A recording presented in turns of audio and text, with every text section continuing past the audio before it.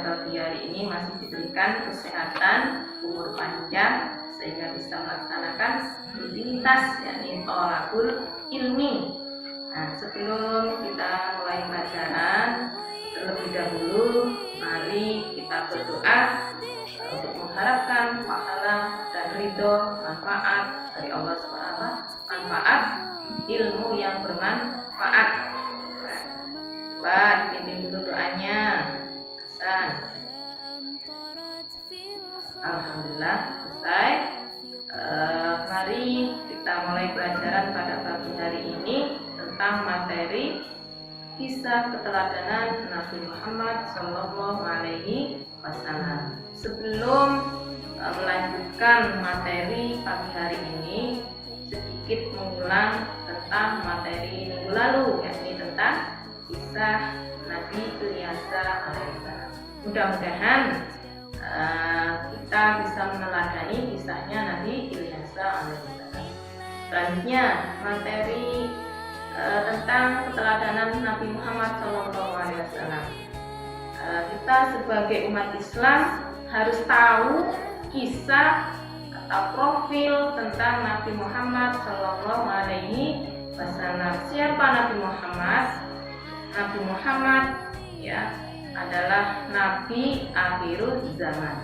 Ada kisah-kisah beliau dari mulai sejak dalam kandungan sampai beliau dewasa diangkat menjadi Rasul. Itu kita harus bisa mengambil pelajaran dari kisahnya beliau. Nah, apa yang harus kita ambil dari kisahnya Nabi Muhammad? Yang pertama, Nabi Muhammad SAW lahir bertepatan pada tahun Gajah atau tahun 571 Masehi. Kenapa dinamakan tahun Gajah? Karena pada masa itu terjadi peristiwa peperangan yang dipimpin oleh Raja Abraha dengan menunggangi gajah, makanya dinamakan tahun Gajah. Itu yang pertama. Yang kedua, Nabi Muhammad SAW lahir dalam keadaan yatim. Ya, karena ketika beliau lahir bapaknya sudah meninggal ketika beliau dalam kandungan berusia 2 bulan dalam kandungan ibunya, yaitu Siti Aminah. Ya, jadi beliau lahir dalam keadaan yatim karena sudah ditinggal terlebih dahulu oleh ayahnya, yaitu Abdullah. Nah, itu pelajaran yang kedua. Yang ketiga, di waktu kecil Nabi Muhammad SAW itu sering membantu mengembala kambing. Mengembala kambingnya siapa? Kambing pamannya, yaitu Abu Thalib. Ya, mengembala kambing pamannya Abu Thalib membantu ya mengembala kambing. Jadi Nabi Muhammad itu sejak kecil sudah rajin bekerja. Nah, itu pelajaran yang ketiga. Yang keempat, pada usia muda beliau rajin bekerja dan tangguh. Jadi tidak bermalas-malasan, harus giat bekerja. Ya, tidak tergantung dengan orang lain, mandiri. Nah, itu bisa kita contoh, kita terapkan dalam kehidupan sehari-hari ya anak-anak. Kemudian yang selanjutnya, pelajaran yang kita ambil, Nabi Muhammad terkenal sebagai orang yang jujur alias tidak pernah bohong, sehingga beliau itu diberi gelar Al-Amin ya. Al-Amin artinya terpercaya ya, terpercaya. Nah, itu jadi kita harus meneladani, mencontoh. Beliau adalah suri tauladan umat Islam di seluruh dunia, sehingga diabadikan dalam Al-Quran surat Al-Ahzab ayat 21. Bagaimana bunyinya? A'udzubillahi minasyaitonirrajim. Bismillahirrahmanirrahim. Laqad kana lakum fi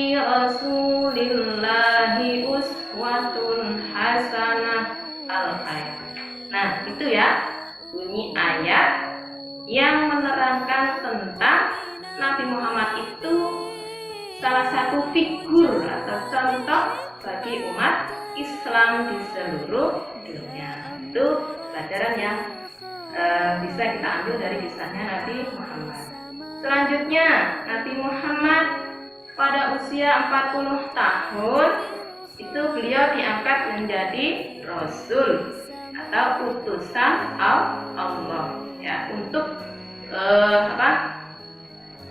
ada hadis yang menerangkan bahwa beliau itu diutus untuk menyempurnakan akhlak. Hadisnya bagaimana? Bismillahirrahmanirrahim. Innama bu'istu ya. Hadisnya innama bu'istu liutammima makarimal akhlak. Nah, itu hadis yang menerangkan tentang beliau Rasulullah SAW itu diutus ke dunia ini untuk menyempurnakan akhlak atau budi pekerti atau tata krama ya. Jadi kita bisa mencontoh tata krama atau budi pekertinya Rasulullah SAW, karena sepandai-pandainya orang kalau tidak punya akhlak itu tidak akan punya wibawa. Nah, itu makanya kita harus meneladani akhlaknya Rasulullah SAW, bagaimana tadi dijelaskan dalam Al-Quran ya, karena satu-satunya pedoman umat Islam adalah Al-Quran. Yang kedua tadi hadis. Jadi kedua kitab inilah yang menjadikan pedoman kita supaya selamat dunia akhirat. Kemudian selanjutnya pelajaran yang kita ambil, Muhammad menerima wahyu berupa Al-Quran, dan Al-Quran adalah mukjizat terbesar yang diterima oleh Nabi Muhammad SAW di gua di Hira. Itu dimana itu wahyu yang pertama, yaitu surat Al-Alaq ayat 1 sampai 5. Coba bagaimana bunyinya? Ada yang sudah hafal?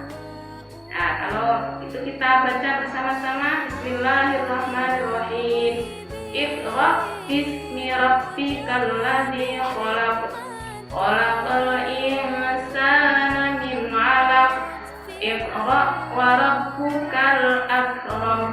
Alladzi 'allama bil qalam. 'Allamal insana ma lam ya'lam. Shadaqallahul 'adzim.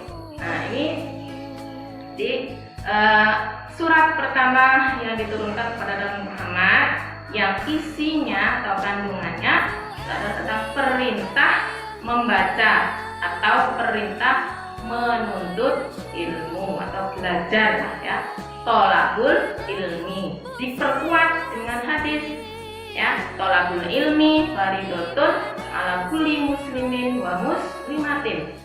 Jadi menuntut ilmu itu wajib ya bagi umat Islam, laki-laki maupun perempuan. Nah, itu ya.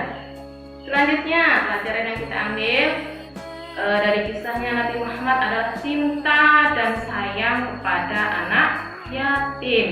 Jadi kita meneladani ya, mengambil hikmahnya bahwa kita itu harus sayang dan cinta kepada anak yatim ya, karena nanti kita akan bersama-sama Rasulullah SAW diibaratkan jari tengah dan jari telunjuk seperti ini ya. Nanti kalau kita selalu cinta dan sayang kepada Nabi Muhammad, kelak di surga akan seperti ini. Jadi bersama-sama Rasulullah SAW. Mudah-mudahan ya, amin. Selanjutnya pelajaran yang kita ambil adalah Nabi Muhammad SAW itu adalah Khotamul Anbiya, Nabi terakhir, penutup ya, penutup. Nabi Muhammad itu penutup dari 25 Nabi yang kita ketahui. Jadi setelah Nabi Muhammad itu gak ada Nabi lagi. Kalau ada yang ngaku-ngaku jadi Nabi, itu adalah Nabi palsu. Jadi tidak wajib kita imani ya. Nabi palsu itu nanti akan ada pembahasan materi di jenjang berikutnya ya. Mudah-mudahan kalian diberikan kesehatan, panjang umur, bisa terus berlanjut ke jenjang berikutnya. Itu saja hari ini. Paham semua anak-anak? Baiklah, kalau sudah paham, Ibu akhiri. Dan sebelum diakhiri, untuk minggu depan, karena materinya sudah habis, jadi persiapkan belajar nanti di rumah ya, untuk ulangan harian ya, supaya kalian dapat ilmu dapat nilai yang memuaskan. Itu saja hari ini Ibu cukupkan. Saya akhiri. Wassalamualaikum warahmatullahi wabarakatuh.